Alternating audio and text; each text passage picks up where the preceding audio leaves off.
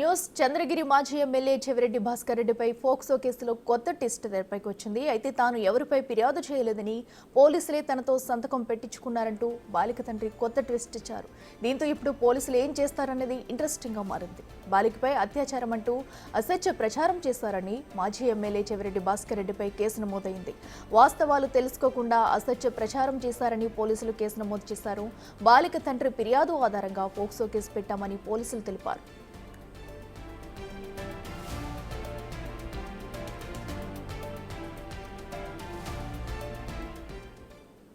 ఇదే అంశానికి సంబంధించి మరింత సమాచారం మా ప్రతినిధి దామోదర్ అందిస్తారు. దామోదర్, చెప్పండి, అసలు ఈ కేసుకి సంబంధించి డీటెయిల్స్ ఏంటి? ఇప్పుడు పోలీసులు ఎలాంటి డిసిషన్ తీసుకుని ఉన్నారు?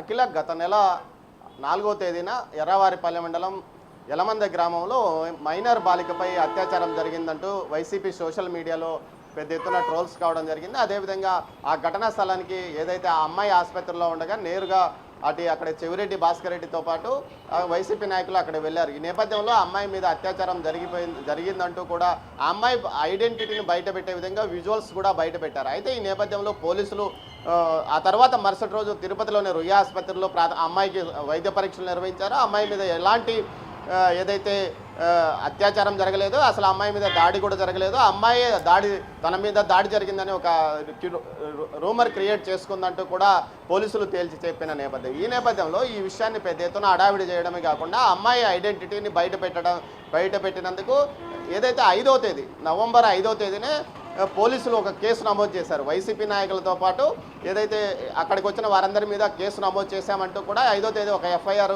ఎర్రవారిపల్లి పోలీస్ స్టేషన్లో పోలీసు ఏదైతే ఇన్స్పెక్టర్ ఇచ్చిన ఫిర్యాదు మేరకు కేసు నమోదైన పరిస్థితి. అయితే తాజాగా 23వ తేదీ అమ్మాయి తండ్రి పేరుతో మరోసారి కేసు నమోదైంది. అమ్మాయి తండ్రి ఇచ్చిన ఫిర్యాదు మేరకు చెవిరెడ్డి భాస్కర్ రెడ్డితో పాటు ఎర్రవారిపాలెం మండల వైసీపీ నాయకుడు నాగార్జున రెడ్డితో పాటు మరికొంతమందిపై కేసు నమోదైనట్లు బయటకు వచ్చింది. అయితే అప్పటికే పోక్సో చట్టంలోని ఒక సెక్షన్ కింద అమ్మాయి మీద కేసు నమోదైన ఏదైతే వీరంతా వైసీపీ నాయకుల మీద కేసు నమోదైంది. మైనర్ బాలిక ఐడెంటిటీని బయట పెట్టడం పూర్తిగా తప్పు.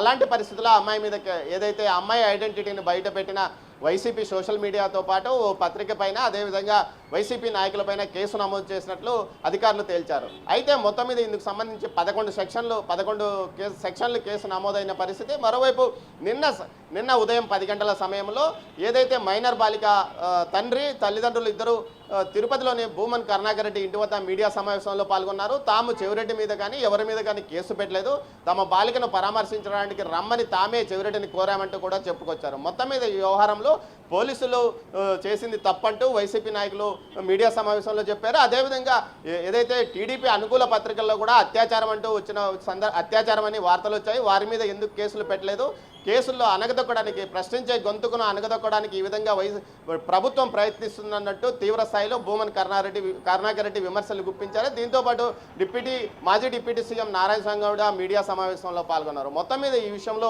అమ్మాయి తండ్రి ఈ విధంగా చెప్పడం కొంత ట్విస్ట్ అని చెప్పవచ్చు. అయితే ఏదైతే 5వ తేదీ కూడా అమ్మాయి తండ్రి మీడియా సమావేశంలో మాట్లాడారు. తన కూతురు బతుకును బజార్ను పెట్టద్దండి, తాము ఏదో గుట్టుగా బతుకుంటున్నాము, ఇలాంటిది మీడియాతో పాటు ఇతర నాయకులు ఎవరు రావద్దంటూ కూడా ఆయన విజ్ఞప్తి చేశారు. అయితే ఈ ఘటన తర్వాత ఏదైతే వైసీపీ నాయకులు ప్రలోభ పెట్టడం వల్లనే అమ్మాయి తండ్రి భయపెట్టడం వల్లనే అమ్మాయి తండ్రి వచ్చి మీడియా సమావేశంలో చెప్పాడంటూ టీడీపీ నాయకులు అంటున్నారు. మరోవైపు పోలీసులు తాము ఇది అమ్మాయి తండ్రి పెట్టిన కేసే కాకుండా తాము 5వ తేదీనే కేసు పెట్టాము, ఈ కేసులో కీలకంగా ఉన్న వారందరినీ అదుపులోకి తీసుకుంటాము, ఖచ్చితంగా వారిని అరెస్ట్ చేసాము, లేకపోతే వారికి నోటీసులు ఇవ్వడం జరుగుతుందన్నారు. అయితే అదే రోజు ఏదైతే భూమన్ కరుణాకర్ రెడ్డి కొడుకు తిరుపతి ఇన్ఛార్జ్ భూమన్ అభినయ్ రెడ్డితో పాటు తిరుపతి ఎంపీ గురుమూర్తి, అదేవిధంగా సత్యవేడి ఇన్ఛార్జ్ నూకుతోటి రాజేష్తో పాటు చెవిరెడ్డి 2వ కుమారుడు కూడా అక్కడికి ఆసుపత్రి వద్దకు వచ్చారు. ఆసుపత్రిలోకి లోపలికి అనుమతించకపోతే వారు మెట్లపైన బైఠాయించి ధర్నా కూడా చేశారు. అదేవిధంగా మాజీ మంత్రి రోజా కూడా ఆ అమ్మాయిని పరామర్శించడానికి రావడం జరిగింది. ఆ విధంగా మీడియాతో వారు మాట్లాడడం జరిగింది. ఈ సందర్భంగా వారు అత్యాచారం జరిగిందా లేదా అన్న విషయాన్ని పట్టించుకోకుండా వారు తీవ్ర స్థాయిలో ప్రభుత్వం పైన విమర్శలు గుప్పించారు. ఈ నేపథ్యంలో అమ్మాయి ఐడెంటిటీని మరింతగా వీరు బయట పెట్టారంటూ వీరి మీద కూడా నోటీసులు ఇస్తామంటూ కూడా పోలీసులు చెప్తున్న పరిస్థితి. మొత్తం మీద ఈ కేసు చుట్టూనే చంద్రగిరి రాజకీయం తిరుగుతుంది. దీంతోపాటు తిరుపతి జిల్లా రాజకీయం తిరుగుతుందని చెప్పవచ్చు. ముఖ్యంగా మొట్టమొదటిసారి ఒక మాజీ ప్రజాప్రతినిధి పైన పోక్సో కేసు నమోదు కావడం జరిగిందని చెప్పవచ్చు. అది కూడా ఏదైతే అసత్య ప్రచారం చేశారో ఆ అమ్మాయి ఐడెంటిటీని బయట పెట్టారంటూ కూడా వారు చెప్తున్న నేపథ్యం కనిపిస్తుంది. అయితే ఈ కేసులో టీడీపీ కూడా మరోసారి మీడియా ముందుకు వచ్చే అవకాశం ఉంది.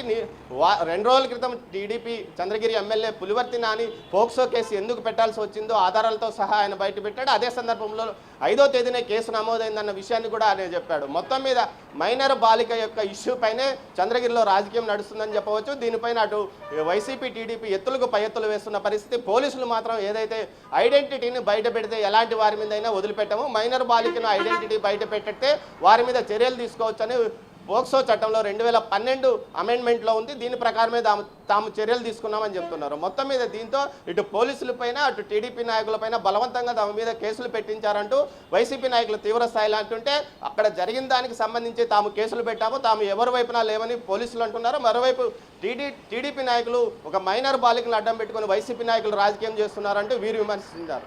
మొత్తం మీద అయితే చంద్రగిరిలో రాజకీయం మొత్తం ఇటు మైనర్ బాలిక ఇష్యూ మీదే నడుస్తుంది. Akhila. Right Damodar, thank you.